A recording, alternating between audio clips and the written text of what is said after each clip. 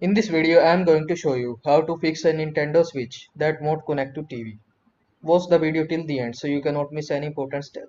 Important: Nintendo Switch Lite does not support TV mode.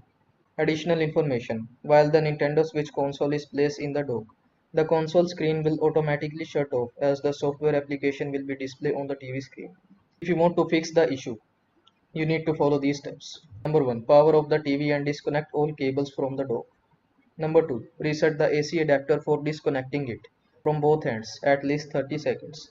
While performing this step, verify you are using the Nintendo Switch AC adapter model and check for any cuts, skins, threads, cables, etc. If any damage is found or if a different charger is being used, replacing it with the correct accessory may resolve the problem. Number 3. Unlock the Nintendo Switch console and connect the AC adapter to the console and to a wall outlet. If an image is not initially displayed, press the power button on the console. So that's all for this video. Don't forget to like this video and subscribe to my channel for more this type of content. Thank you so much for watching.